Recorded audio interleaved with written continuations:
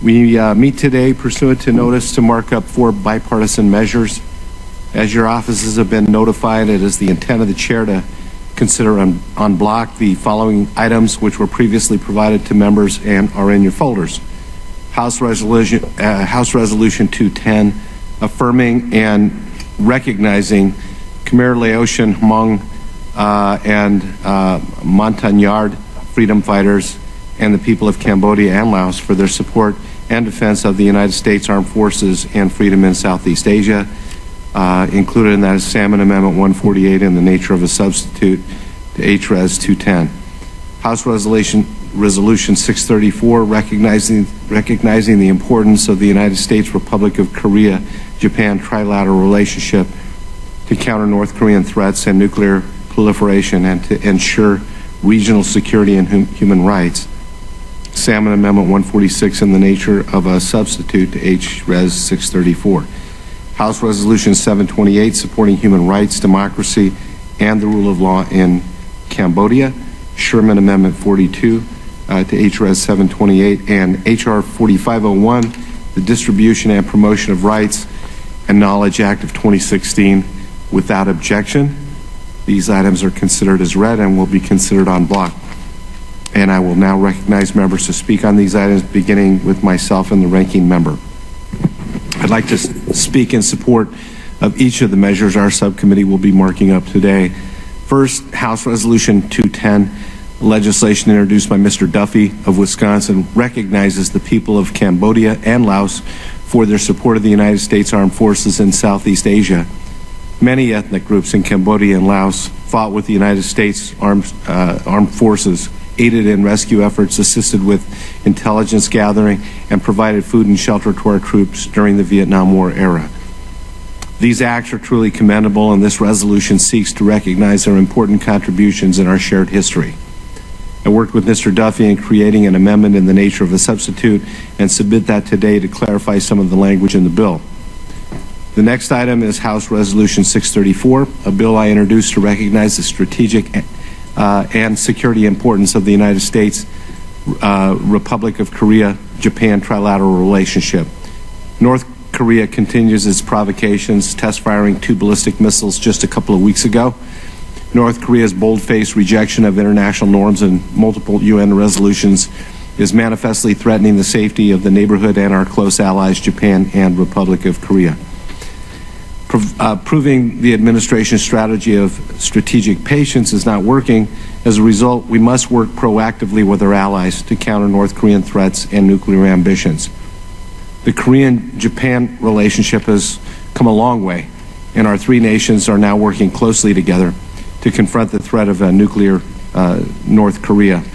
These closer ties will ultimately foster increased security and ultimately improve the lives of all those on the peninsula and in the region. We can have no other expectation than that North Korea will continue its provocations, and we must stand firm with our allies and partner with them to deploy an anti-missile system that will protect their communities. This resolution puts forth congressional intent to bolster the trilateral relationship and offers support for regional ballistic missile defense systems and provides viable stability to the region. Next, House Resolution 728, introduced by our Foreign Affairs colleague, Mr. Lowenthal, seeks to support human rights, democracy, and the rule of law in Cambodia. I was proud to be the lead co-sponsor with him on this legislation to support democracy and human rights in Cambodia. I'm deeply concerned by the ongoing harassment of opposition politicians and growing restrictions on civil society and the press. The opposition leader remains in exile under the threat of arrest, and his deputy faces ostensibly politically motivated charges as well. There is much that must be done in Cambodia to ensure fair and free elections next year. This legislation will help facilitate the necessary changes. Our last item is HR 4501, the Distribution and Promotion of Rights and Knowledge Act of 2016, which I was pleased to introduce in partnership with Ranking Member Sherman.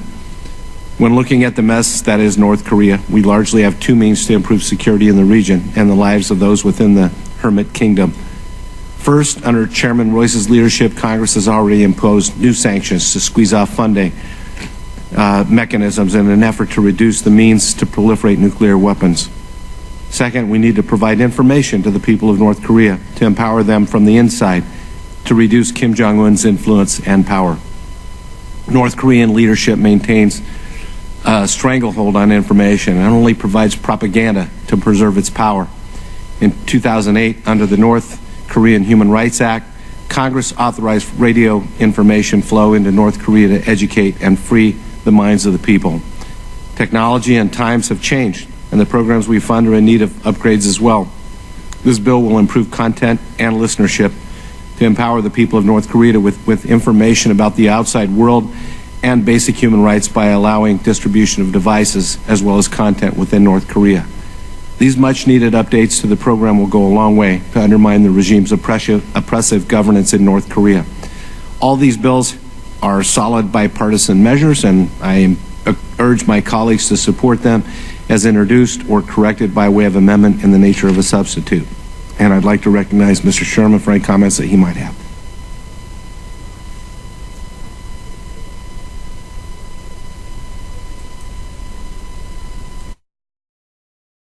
War in Laos. Laos is a small Southeast Asian country about the size of Great Britain. It's bordered by Myanmar, China, Thailand, Cambodia, and Vietnam.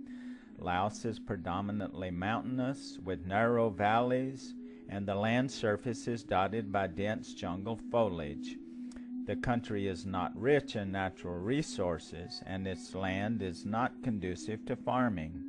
In fact, for decades, opium was the only real export. The people of Laos are peace-loving and live life in a relaxed state of mind. Live and let live would be the best way to describe it. For years, Laos was a monarchy, and the people loved their king and the royal family. The Lao people are not warlike, but over the centuries they have fought to protect their country, and such was the case in the late 1950s when North Vietnam invaded northeastern Laos, and thus begun a civil war called the Secret War in Laos. The leaders of the free world became alarmed, and I feel impelled to speak today in a language that, in a sense, is new. One which I, who have spent so much of my life in the military profession, would have preferred never to use. That new language is the language of atomic warfare. a year or so later, President Kennedy had this to say. The security of all Southeast Asia will be endangered if Laos loses its neutral independence. Its own safety runs with the safety of us all, in real neutrality observed by all. I want to make it clear to the American people and to all the world that all we want in Laos is peace, not war. A truly neutral government, not a Cold War pawn. A settlement concluded at the conference table and not on the battlefield.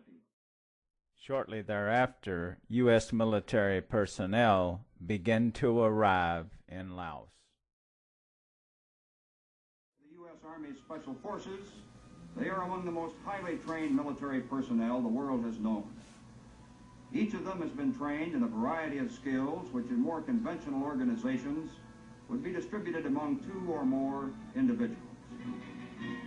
These soldiers possess the capability of going to remote, primitive regions of the world to live with the people, eat their food, or share their lack of it. Lyndon Johnson became president in November of 1963 and had this to say. We do not seek the destruction of any government, nor do we covet a foot of any territory. But we insist, and we will always insist, that the people of South Vietnam shall have the right of choice, the right to shape their own destiny in free elections in the South or throughout all Vietnam under international supervision. Nor will we bluster or bully or flaunt our power, but we will not surrender. The secret war in Laos then began to really heat up, and soon hundreds of U.S. personnel were on the ground in Laos providing support. A secret war headquarters was established at Long Ching, Laos, and air support was provided by the U.S. Air Force from nearby Thailand.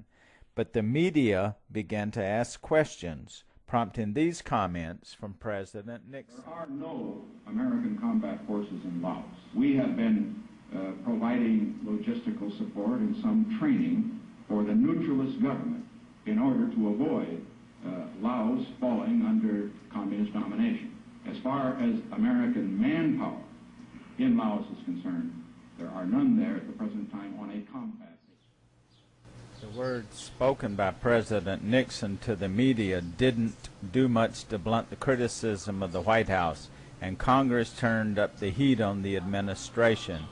Meanwhile, over Laos, the bombing increased, even though it did nothing to slow the advance of the North Vietnamese. In 1964, the Joint Chiefs of Staff sent a memo to Secretary of Defense Robert McNamara indicating their desire to escalate efforts in Indochina. Their plan included intelligence flights over Cambodia and Laos, arming and advising the Republic of Vietnam's Air Force, and U.S. bombing of targets in North Vietnam. Meanwhile, over Laos, the bombing increased, even though it did nothing to slow the advance of the NVA. The indigenous fighters fought hard, as did the Americans, but soon Washington had had enough. So the United States began to withdraw troops from South Vietnam, and support for the U.S.-backed Lao fighters began to diminish. But in the end, no matter how much money, materiel, and military support was thrown at the problem by the United States, it didn't matter, because the North Vietnamese were determined and would not stop until they had won the war. And their dream was realized on April 30, 1975, when Saigon fell. And close by, in the little kingdom of Laos, victory for the Pathet Lao soon followed.